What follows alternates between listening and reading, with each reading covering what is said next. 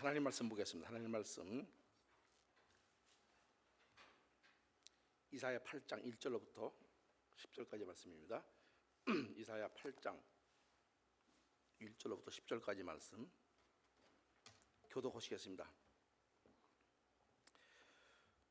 이사야 8장 1절로부터 10절까지 여호와께서 내게 이르시되 너는 큰 서판을 취하여 그 위에 통용 문자로 말살발 하스바스라고 쓰라.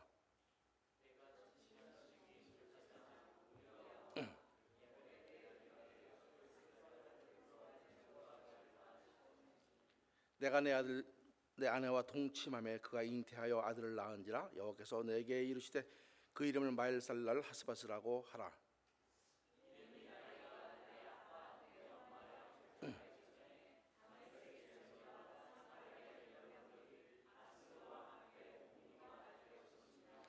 여호와께서 다시 내게 일러 가라사대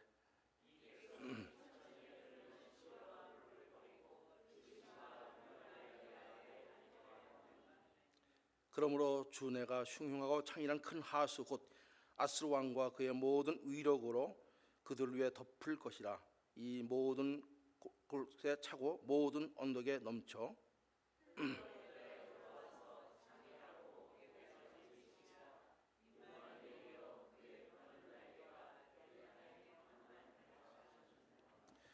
너희 민족들아 헌화하라. 필경 패망하리라. 너희 먼 나라 백성들아 들을지니라. 너희 허리를 동이라. 필경 패망하리라. 너희 허리에 띠를 띠라. 필경 패망하리라. 너희는 함께 도모하라. 필경 이루지 못하리라. 말을 내어라. 시행치 못하리라. 이는 하나님이 우리와 함께 하심이니라. 아멘. 아멘. 감사합니다.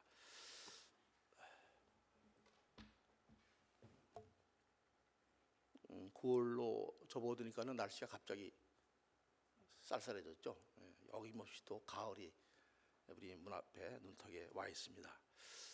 오늘 우리 민경자매 방학 끝내고 또 무사히 잘 도착해서 너무 감사하고 또 기쁜 소식이 또 하나 있어요. 이따 광고 시간 해도 되는데 장로님이 드디어 11월 달에 우리 이스트 브론스로 이사하기로 결정이 됐답니다.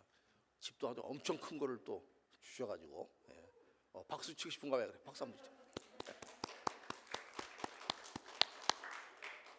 오래 기도했어요. 사실 장로님도 오래 기도하셨지만 다 내려놓으니까 길 확 열어주시는 것 같아. 그래서 너무 감사하고 11월 달도 이제 한국 여기 사우스캐롤라이나 내려가셔서 정례 올라오실 때까지 아무쪼록 건강을 좀 챙기시고 또 교회 와서 교회를 섬길 수 있게 된 건 너무나 감사합니다.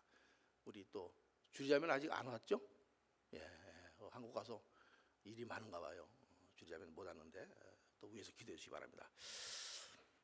요즘에 세계인들의 뉴스에 초점이 되는 그런 초점이 있습니다. 바로 한반도에서 전개되고 있는 상황을 전 세계가 주목하고 있는 것을 볼 수 있습니다. 북한이 핵폭탄을 제조하기에 이르렀고 그 핵탄두를 실어서 멀리 미국 본토까지 공격할 수 있는 장거리 미사일 ICBM을 또 개발에 성공하면서 급기야는 미국 영토에 있는 괌도를 포위 사격했다, 이런 엄포까지 놓고 있는 것을 볼 수가 있습니다. 또 지난 8월 26일에는 단거리 미사일 화성 12호인가 그렇죠? 그것을 태평양으로 향해서 발사해가지고 그 미사일이 일본의 상공을 지나서 일본 영토를 지난 것이죠. 그래서 태평양에 떨어지는 그런 일들도 있습니다. 이런 일들이 일어나면서 동북아 정세가, 한반도를 위시한 동북아 정세가 아주 경량을 휩싸였다고 외신들은 전하고 있는 걸 볼 수 있습니다. 제가 이 말씀을 다 묵상하고 준비를 다 하고 끝내고 어저께 마지막으로 점검하는데 2시 반쯤 됐어요. 나와서 이렇게 그 2층에 볼일상 올라가는데 거기 환자들 웨이팅룸이 있습니다. 큰 TV가 있는데 지나가다 봤더니 북한의 소식은 H1 이런 게 딱 뜨더라고요. 이게 뭔가? 그래서 잠깐 봤어요. 그랬더니 한국 시간으로 어제 주일이죠, 일요일 12시에 제 6차 핵실험을 했습니다. 했는데 그 핵실험이 핵이 아니고 H밤, 수소폭탄을 개발해가지고 그것을 이 미사일에 실어가지고 공격할 수 있는 그런 성공했다고 이렇게 발표를 하고, 실제로 12시에 그 지진이 인공지진이죠.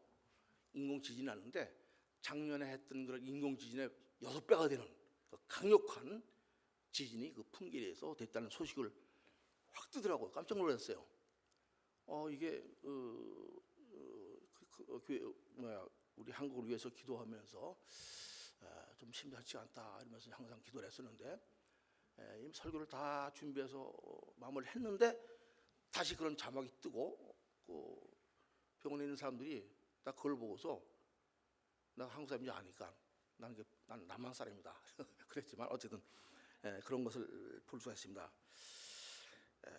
북한은 그 우리의 서해상의 백령도, 연평도를 폭격한 적도 있지만 백령도, 연평도를 기습 침략하겠다, 그렇게 훈련까지 공개적으로 하고, 그것도 뉴스를 보냈던 그런 것들도 뉴스로 전 세계에 전했던 걸 볼 수 있습니다.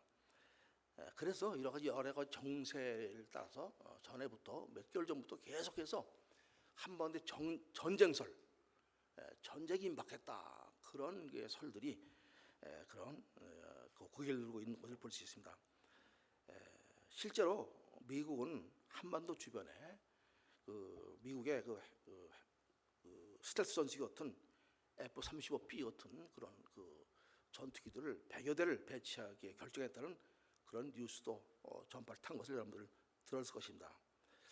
지난 8월 30일이죠. 며칠 전이에요. 며칠 전에 주한미군 사령관 빈센트 브룩스가 이렇게 인터뷰하는 내용을 들었었는데, 그동안은 북한의 연쇄 미사일 발사 도발에도 의도적으로 전략 자산 전개를 자제했다고 이렇게 밝히면서 앞으로 군사훈련이나 전략 자산 전개를 자제하지 않겠다고 말하기까지 했던 것을 볼 수 있습니다.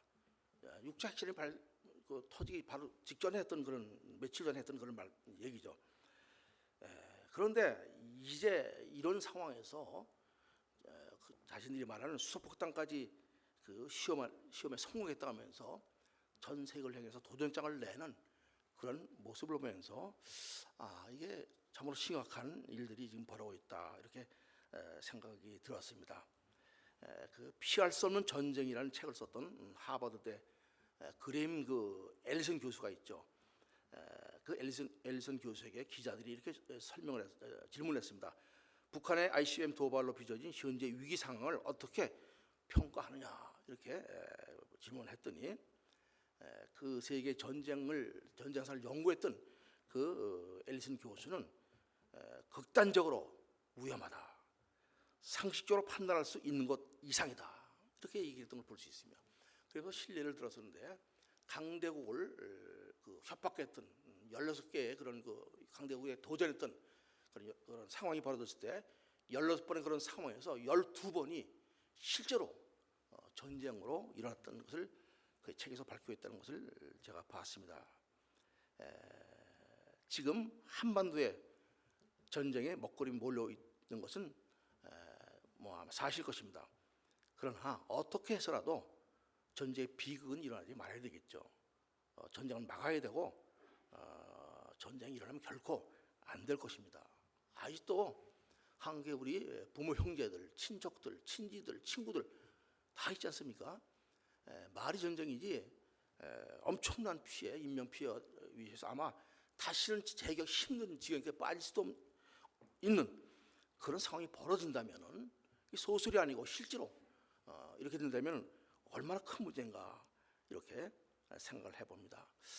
그래서 어쨌든 오늘의 이 말씀을 준비했는데, 인류 역사를 보면은 수많은 전쟁으로 얼룩져 있죠.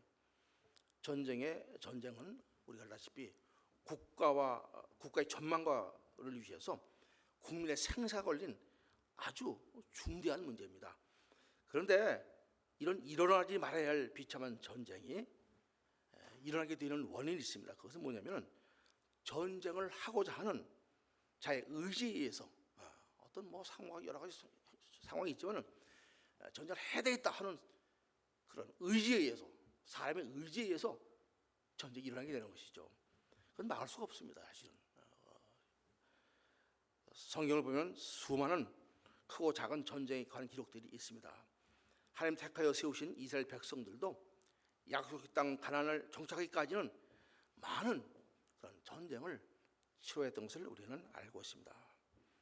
뿐만 아니라 이스라엘 백성들은 가나안 땅에 정착한 후에도 이스라엘 백성은 하나님을 떠나서 범죄하고 세상의 우상을 섬기고 하나님을 떠나고 멀리했을 때 그들을 돌이키기 위해서 하나님 때로는 강대국을 들어서 전쟁이라는 도구를 통해서 그들을 돌이키고자 하는 그런 도구로 사용했던 사실을 우리는 볼 수가 있습니다.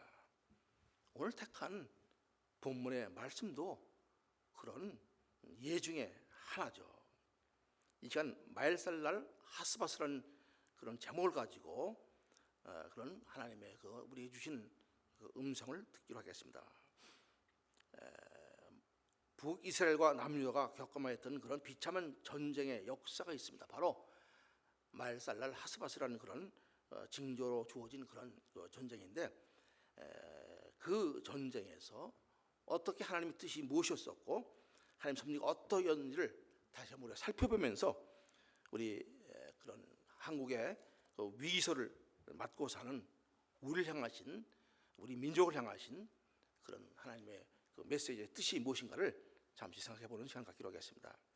이사야서 우리 5장을 보면은, 우리 요새 새벽마다 이사야서를 그 강해로 이제 말씀을 전하고 있지만 5장을 보면은 하나님은 이런 비유를 하셨어요. 하나님 택하신 선민 이스라엘들은 극상품 포도나무에 비유를 하셨습니다. 그리고 그 극상품 포도나무를 가져다가 심히 기름진 땅, 그러죠? 기름진 땅이 어디겠습니까? 적과 꿀이 흐르는 그런 옥토시죠. 가나안 땅이죠. 그 심히 기름진 땅에 심고 그들로 하여금 좋은 열매를 맺기를 바랬다고 이렇게 말씀하시면서, 그러나 그들은 들 포도들을 맺었다고 한탄하시는 그런 내용들이 나옵니다. 그러게 이렇게 말씀하시죠. 내가 울타리를 걷어 먹힘을 당하게 하며 담을 헐어 짓밟히게 하게 할 것이요라고 말씀하시면서 하나님 떠나 하나님을 거역하고 불신앙 속에 사는 그들을 심판하실 것을 경고하시고 예언했던 사실을 우리는 이사야서를 통해서 볼 수가 있습니다. 급기야 북왕국 이스라엘은 아람과 동맹을 맺어서 형제 나라인 남유다 왕국을 침공하려는 계획을 세웁니다. BC 734년에 있었던 그런 일이죠. 이런 상황에서 두려움에 사로잡힌 남유다에게 하나님은 아람과 북이스라엘이 멸망하게 될 것임을 이사야 선지자를 통해서 예언을 주십니다. 그리고 남유다를 구원하시겠다고 임마누엘의 징조를 이렇게 그들에게 보여주십니다. 임마누엘 징조, 우리가 잘 아는 그런 말씀이죠. 이사야 7장 14절에 있는 말씀인데 우리가 한번 제가 읽어보겠습니다. 그러므로 주께서 친히 징조로 너에게 주실 것이라. 보라, 처녀가 잉태하여 아들을 낳을 것이요 그 이름을 임마누엘이라 하리라. 하나님이 너와 함께한다. 이 임마누엘 약속이 바로 유다 민족, 유다 백성들, 전쟁의 위협 앞에서 그 두려워하는 그런 유다 민족을 향해서 주셨던 하나님의 메시지이자 이 땅에 사는 모든 사람들에게 주신 그런 하나님의 언약의 말씀이죠. 이런 하나님의 구원의 약속을 받은 유다 백성들이 어땠습니까? 남유다는 하나님을 의지하기보다는, 하나님 구원 약속을 믿고 의지하기보다는 무력으로서 세상을 지배하려는 그 당시 아수르를 의지하려고 합니다. 하나님이 이런 남유다에게 이사야 선지자를 통해서 다시 마엘살렐 하스바스라는 징조를 주신 것입니다. 오늘 본문 8장 1절의 말씀이죠. 여호와께서 내게 이르시되 너는 큰 서판을 취하여 그 위에 통용문자로 마엘살렐 하스바스라 쓰라, 이렇게 말씀을 하십니다. 통용문자로 큰 서판에 쓴 마엘살렐 하스바스 무슨 뜻입니까? 마엘은 빠르다 이런 말이죠. 살렐은 그 노획물, 전리품 그것을 뜻하는 말입니다. 그 뒤에 하스바스로 나오는데 그 하스도 빠르다는 말이죠. 그다음에 바스도 노획물이라는 그런 말입니다. 그러니까는 똑같은 내용을 두 번 중복해서 마헬, 살랄, 하스바스 이렇게 말을 그런 말씀을 주신 것입니다. 탈취는 급히, 약탈은 신속하게 이루어진다 이런 의미가 되겠죠. 전쟁을 통해서 탈취가 신속하게 되며 급히 되며 약탈은 속히 이루어진다 이런 말을 주셨습니다. 이 말은 유다를 침공하는 아람과 북이스라엘이 아수르에 의해서 멸망하게 되는데 그 멸망의 때가 신속하게 임할 것이라고 이렇게 말씀을 하신 것입니다. 그 마헬살랄 하스바스라는 이런 말은 그 당시 군사들이 실제로 전쟁에서 적을 공격하면서 동료 군사들에게 독려하며 외쳤던 그런 말이라고 합니다. 근데 더 우리가 이해할 수 없는 것은 이사야 선지자는 이 하나님의 예언 말씀에 들은 대로 실제로 일어나게 될 것을 증거할 수 있는 두 증인까지 세웠던 것을 볼 수 있습니다. 스가랴와 그 바로 우리아죠. 이사야가 이 큰 서판에 이 말을 기록하고 두 증인을 세우고 난 뒤에 이사야는 아들을 낳게 되는데 하나님은 그 아들을 이름을 마헬살랄 하스바스라고 지으라고 이렇게 말씀을 하십니다. 그 아들의 이름 속에 하나님의 앞으로 역사하실 그런 내용들, 역사의 그런 그 내용들을 하나님은 알게 하셨던 것입니다. 그리고 아수르가 유다를 침공하려던 아람과 북왕국 이스라엘을 침략하여서 그럼 바로 이제 암몬의 수도 다메섹과 북이스라엘 수도 사마리아가 사마리아에 있는 모든 전리품들이 약탈이 되고 아수르 왕 앞에 옮겨뒀던 그런 때가 실제로 일어났습니다. 그 때가 언제냐면은 바로 오늘 본문에 있듯이 그 아들, 이사야 아들의 이름을 지어준 그 아들이 엄마 아빠라고 부르기 말을 배우기 시작할 때쯤 돼서 그런 일이 일어난다. 이렇게까지 시기까지 말씀하셨어요. 그러니까는 엄마 아빠라고 애들이 부르는 시기가 한 몇 살이죠? 두 살? 2세, 3세 되면 아마 그렇게 부르게 되죠. 내가 봤더니 한 2세 정도 되면은 그 엄마 아빠는 하는 것 같아요. 그런데 실제로 이 예언이 주어진 것이 그 734년인데 2년 뒤에, 정확히 2년 뒤에 732년에 정확히 이렇게 아수르가 아람과 북이스라엘을 쳐서 모든 그 노획물들을 탈취해가는, 그리고 두 나라는 멸망하게 되는 이런 역사적인 그런 사실이 일어나게 된 것을 볼 수가 있습니다.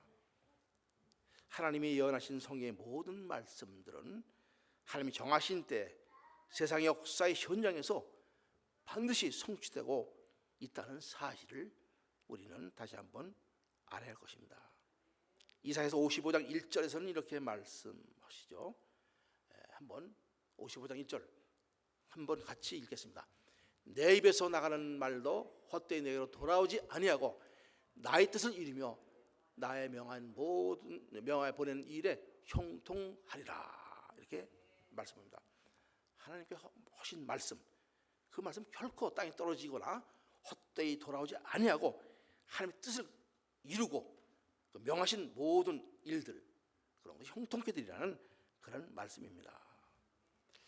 우리는 여기서 다시 한번 우리 역사의 주관자가 되시는 분은 오직 하나님 한 분뿐이고 하나님의 뜻에 의해서 하나님의 원하시는 방향대로 하나님의 목적대로 이 세상 역사가 흘러가고 쓰여진다는 사실을 다시 한번 깊이 깨닫게 됩니다. 지금 한국의 상황도 서로 강대권의 이해타산과 그 힘의 균형에 따라서 좌지우지되는 듯한 그런 모습을 보이고 있지만은 모든 일들은 하나님의 주권 아래 이루어져 있다는 사실을 우리는 바라볼 수가 있어야 할 것입니다.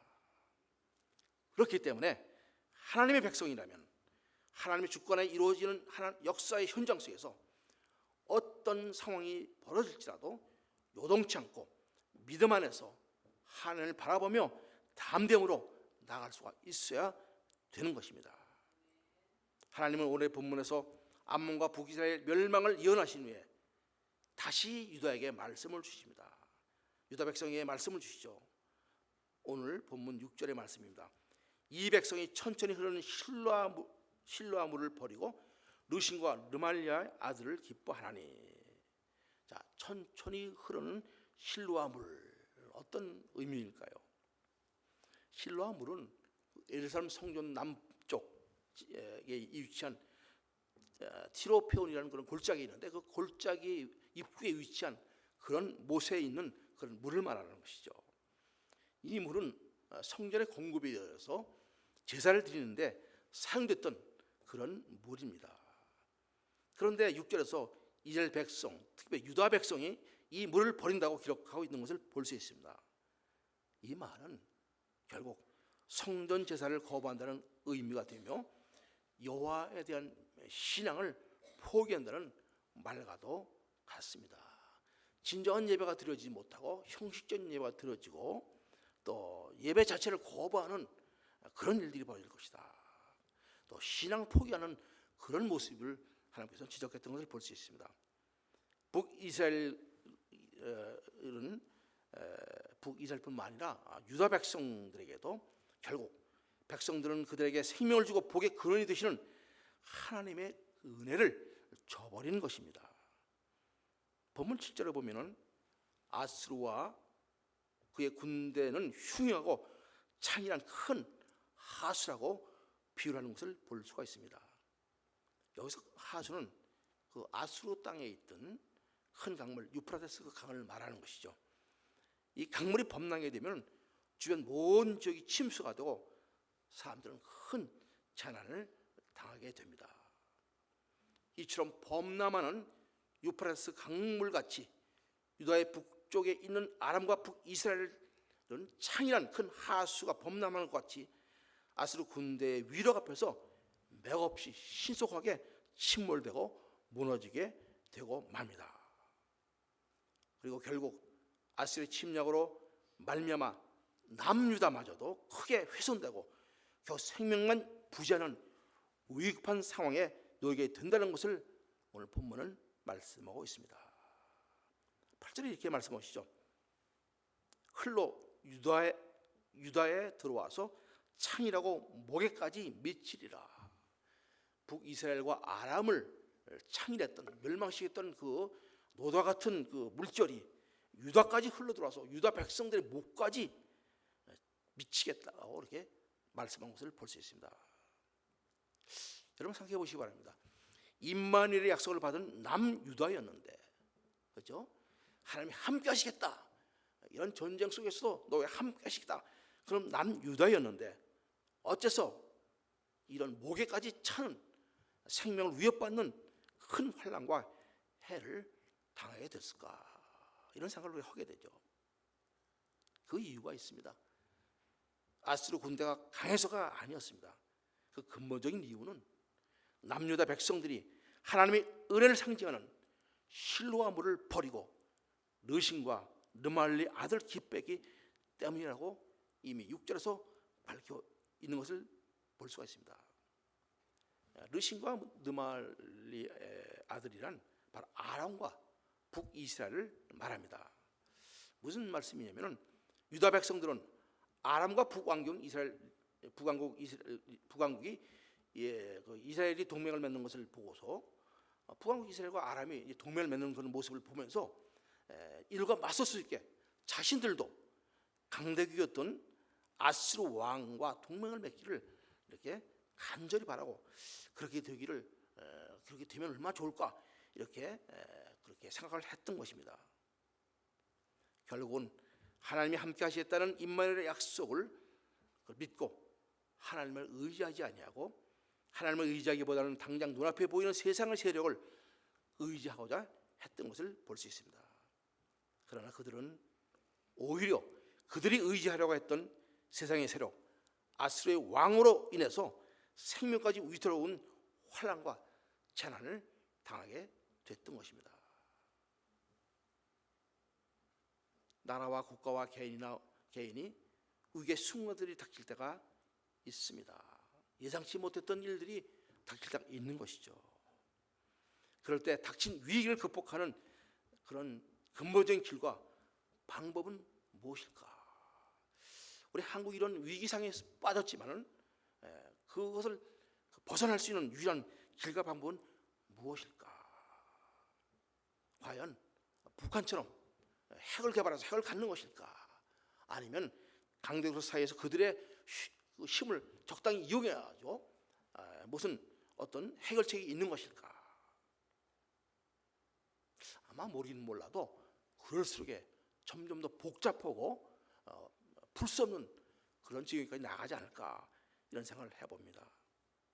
왜냐하면 힘 있는 사람, 능력 있는 사람, 재물이나 권력을 의지하는 것, 그것은 결코 위기를 극복하는 방법이 아니기 때문입니다.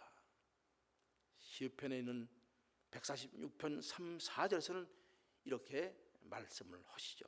우리 한번 같이 읽어보겠습니다. 같이 한 목소리로 같이 읽어보죠. 방백들을 의지하지 말며 도울 힘이 없는 인생도 의지하지 말지니 그 호흡이 끊어지면 흙으로 돌아가서 당일에 그 도모가 소멸하리로다. 아멘. 그리고 5절에 이렇게 말씀하죠. 5절 한번 읽어보죠. 야곱의 하나님으로 자기 도움을 삼으며 여호와 자기 하나님께 그 소망을 두는 자는 복이 있도다. 아멘. 아멘.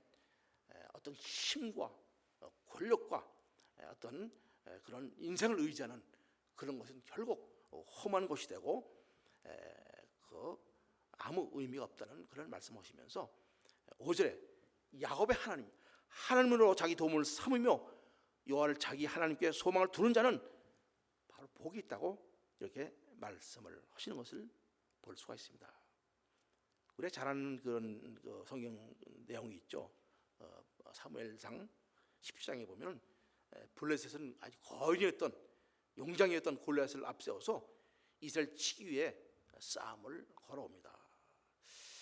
그 성경에 보면 골리앗의 키가 6규빗이라고 합니다. 6규빗. 6규빗에서 또 한 뼘이라고 얘기를 하죠. 그걸 한번 환산해 보면 그 믿어지지 않을 만큼 큰 키예요. 2m, 혹은 93cm. 그렇게 큰 사람이 그때도 있었나? 뭐 있을 수도 있었겠죠. 네. 그러니까 성경에 기록되었죠. 2m 93.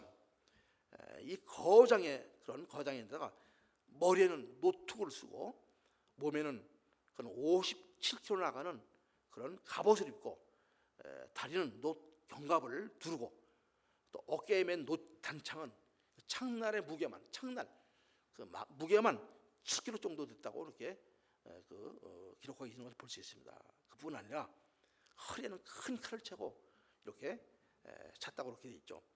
그런 골리앗 앞에서 누구도 감히 싸우고자 나설 사람이 없을 것입니다. 이스라엘 그 진영은 아무도 그 위력 앞에서 나설 수가 없는 그런 상황에 처해 있었습니다. 그런데 다윗이 우리 알다시피 아무 무장도 하지 않고 단지 물맷돌만 가지고 골리앗과 싸워서 이기는 것을 볼 수 있죠. 그가 승리했던 비결은 무엇일까? 오늘 그 본문에도 말씀하죠. 칼과 단창 같은 세상이나 무기나 힘을 의지하지 않고 사람을 의지하지 않고 여호와의 이름, 여호와를 의지함으로 그는 승리할 수 있었던 것입니다. 사무엘서 17장 45절은 그렇게 말씀하죠. 다윗이 블레셋 사람에게 이르되 너는 칼과 단창으로 내게 오거냐? 나는 만군의 여호와의 이름 곧 내가 모욕하는 이스라엘 군대의 하나님의 이름으로 내게 가노라. 많은 전쟁을 수없이 겪으면서 다윗은 언제나 승리할 수 있었습니다. 그 비결은 구원과 피난처 되시는 여호와 하나님을 의지했기 때문입니다. 다윗은 시편 62편 7절과 8절에서 이스라엘 백성들에게 이렇게 고백하며 선포합니다. 한번 우리 같이 읽어볼까요? 나의 구원과 영광이 하나님께 있으며 내 힘의 반석과 피난처도 하나님께 있도다. 백성들아 시시로 저를 의지하고 그 앞에 마음을 토하라. 하나님은 우리의 피난처시로다. 셀라. 특별히 8절 말씀은 우리가 요절로 정한 말씀인데, 백성 다 시시로저를 의지하고 시시때때로, 영어 성경은 all time, 모든 삶의 순간순간마다 하나님을 의지하고 그 앞에 마음을 토하라, 이렇게 말씀을 볼 수 있습니다. 마음을 토하라, 이런 말씀은 그 안에 있는 것을 기도로서 하나님께 아뢰라, 이런 의미가 있는 그런 말씀이죠. 어떻습니까? 우리는 위기의 순간에, 아니 위기가 없을지라도 시시로 우리는 시시때때로 하나님을 의지하고 하나님을 하나님 앞에 기도하는 우리의 모습이 아닌가, 이걸 한번 생각해 보게 됩니다. 부끄럽게도 우리는 그렇지 못할 때가 많이 있습니다. 시간이 계속되는 인생의 삶 속에서 내 생각, 내 의지로 살다가 무슨 문제가 생겼을 때만 하나님을 의지하고 하나님 앞에 나와서 기도하는 것이 우리 일반적인 우리들의 모습이 아닌가, 이렇게 생각을 해봅니다. 다윗의 삶은 시시때때로 날마다 하나님을 의지하는 삶이었기에, 하나님 앞에 마음을 털어놓고 기도하는 삶이었기에 그 수많은 위기의 순간에 전쟁을 겪으면서도 승리할 수 있었던 것입니다. 지난번에 북한이 미국령 괌을 공격 목표로 삼게 되자 괌에서는 즉각적으로 주민들의 대피 요령과 대피 훈련들 실시하고 있다는 뉴스가 떴습니다.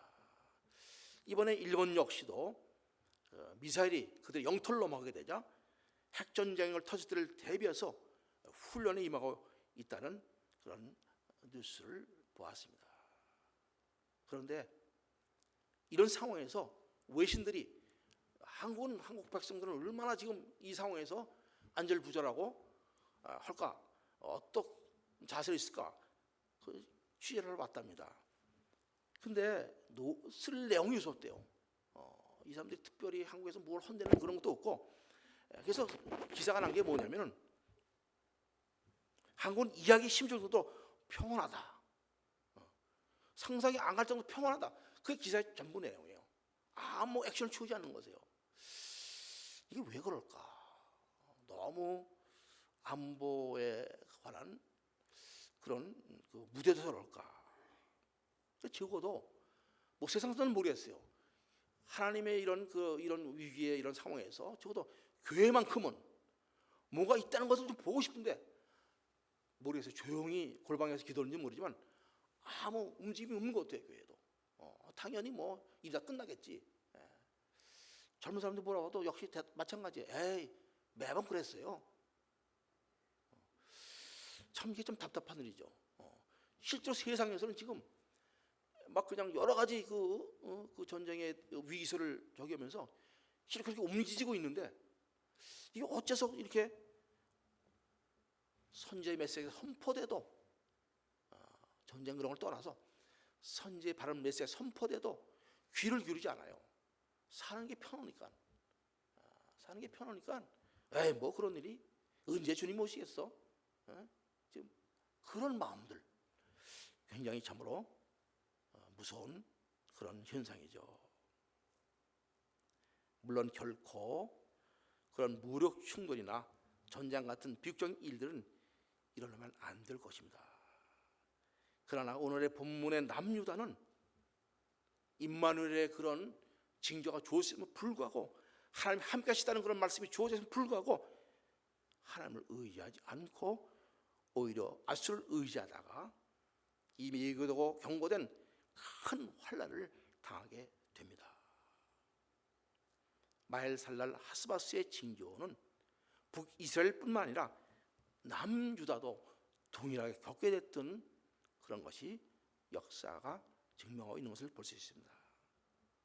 한 가지 은혜가 있습니다. 그런 와중 속에서도 공의를 풍성히 하나님은 남유다 중에서 남은 자들, 그런 남은 자들 남겨지다고 약속을 하시고 그들과 함께 하시겠다고는 임마누엘의 징조를 약속하신 것입니다. 오늘 본문에 있는 8장에 이어서 9장 6절에서 이렇게 말씀을 하죠. 우리가 잘 아는 말씀이죠. 8장이 끝나고 9장 6절에 다시 한번 이런 말씀을 구체적으로 합니다. 임마누엘이 어떻게 될 것인가, 그 얘기가 나오는 것이죠. 자, 9장 6절 말씀입니다. 이는 한 아이가 우리에게서 낳고 한 아들을 우리에게 주신 바 되었는데 그 어깨는 정사를 메고 그 이름이 기묘자라 모사라 전능하신 하나님이라 영존하신 아버지라 평강의 왕이라 할 것입니다. 전쟁의 소용돌이 속에서 큰 어려움을 당할 수밖에 없는 이스라엘 백성들에게 한 아이를 통해서, 메시아를 통해서 소망을 주신 것을 볼 수 있습니다. 아까는 이사의 아들을 통해서 그 환란이 올 것을 예언하셨고, 이번에는 하나님께서 메시아 한 예수 그리스도를 통해서 그 소망의 구원의 복음을 주신 것입니다. 그리고 평강의 왕이 될 것이라. 그 이사의 아들을 통해서는 그 심판을 상징하는 그런 메시지를 주셨지만, 이 예수 그리스도를 통해서는 평강이 임할 것이라고 이렇게 말씀을 하신 것을 볼 수 있습니다. 성도 여러분, 전쟁으로 인한 심판의 징조인 마엘살랄 하스바스에서 하나님의 구원의 약속인 임마누엘이 주어졌던 사실은 엄청난 은혜요, 큰 축복인 것을 우리는 잊지 말아야 할 것입니다. 우리는 하나님의 구원 약속이 있다고 해서 심판의 애교를 가볍게 여기서는 안 됩니다.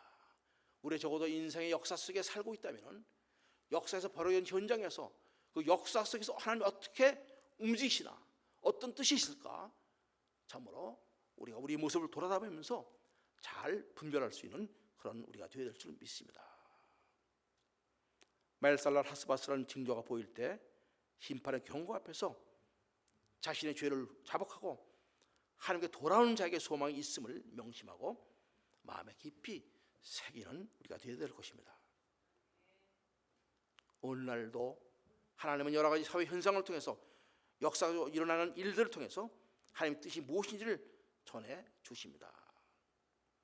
한국을 중심으로 전개되어가는 역사의 현장 앞에서 우리는 방만하지 아니하고 한국을 위해서 기도해야 하겠습니다. 여러 강대국 사이에 끼어서 이것저것 앞뒤를 채거나 눈치를 보지 않고 어느 쪽이 유리한가 우왕좌왕하지 않고 하나님을 의지하는 길만이 이 위기를 극복하는 길임을 깨닫고 남겨진 자들, 임마누엘 되시는 하나님을 의지하고 믿는 모든 성도들이 먼저 깨어나 마음을 쏟아놓고 기도해야 할 때가 바로 지금이라고 생각을 합니다. 핵과 미사일을 가지고 있던 북한은 이제 수소폭탄을 제조했다고 큰소리치면서 이제 그 미사일에 수소폭탄을 싣고서 위협할 수 있다고 이렇게 그 협박하는 모습을 보면서, 그리고 우리 대한민국 자유대한민국을 넘보는 북한의 그 악한 도모가 결코 이루어지지 못하도록 그 땅에 우상이 무너지고 예배가 회복되고 다시 부흥의 불길이 타오르는 땅으로 회복되게 해달라고 우리가 지금이야말로 기도할 때인 것을 우리는 알 수가 있습니다. 특히 시편 140편 7절 8절 말씀, 제가 이 말씀을 준비하면서 주셨던 말씀인데 기도를 해야 되겠다고 생각합니다. 우리의 조국이 남북한 모든 백성이 마엘살랄 하스바스에서 임마누엘로 나가게 되는 것을 우리 시대에 볼 수가 있어야 될 것입니다. 우리가 기도 제목이 있습니다. 오늘 말씀을 붙잡고 기도할 기도 제목이 있는데, 우리 시편에 있는 말씀 다시 한번 보겠습니다. 140편 7, 8절 말씀 한번 같이 읽어보죠. 내 구원의 능력이신 주 여호와여, 전쟁의 날에 주께서 내 머리를 가리었나이다. 여호와여, 악인의 소원을 허락지 마시며 그 악한 꾀를 이루지 못하게 하소서. 저희가 자고할까 하나이다. 악인의 소원, 북한 정권이 지금 꾀하고 있는 그 악인의 소원이 결코 이루어지지 않게 하시고 악한 꾀가 이루어지지 못하도록 하게 해달라는, 만약 그렇게 되면 그들은 더욱더 교만해져서 마치 자기 이 세상 역사를 잔지 썩어는 양 세상에 큰 소리 치게 될 것입니다. 우리가 내 구원의 능력이신 주 여호와여 부르짖으면서 전쟁의 날에 주께서 내 머리를 가르셨나이다, 이런 고백을 할 수 있게 되길 바랍니다. 비록 전쟁의 위협 속에 살지만은 또 어떤 상황이 벌어질지 모르지만은 전쟁이 일어나건 일어나지 아니하건 이런 그 날들 속에서 주께서 내 머리를 가르셨나이다. 그 핵폭탄이 터지면은 해야 될 그 대피 방법을 이렇게 화면에 뜬 걸 봤어요. 그랬더니 터지게 되면은 그 반대 방향으로 납작 엎드리라고 그러더라고요. 이쪽이 아니라 이쪽 터지면 이쪽으로 해서 납작 머리를 숙이고 납작 엎드리라. 그런 이제 그런 그 자막이 뜨는 것을 봤습니다. 여러분들 전쟁의 날에 하나님께서 우리의 머리를 가르셨다, 안전케 보호하셨다는 그런 말씀이 되죠. 우리가 기도할 것은 악인의 소원을 허락하지 마시고 그 악한 꾀, 핵무기를 가지고 세상을 위협하는 악한 꾀를 이루지 못하게 해달라고. 결국 그것 때문에 그것을 이루지 못하게 되면 그들은 그 멸망이 되는 것이죠. 우리가 그를 놓고서 그 땅에 평양 땅, 그 평양 부흥이 대붕이 일어났던 그 땅에, 우상이 지금 만연하고 있는 그 땅에 다시 한번 하나님의 그 임만의 역사가 그 땅에 임할 수 있도록 우리가 정말 깨어서 기도할 때라고 이렇게 생각을 해봅니다. 여러분들 이번 그런 그 한국을 위해서 특별히 정말 마음을 토해서 우리가 간절히 기도할 수 있는 그런 저와 여러분들 되시길 바랍니다.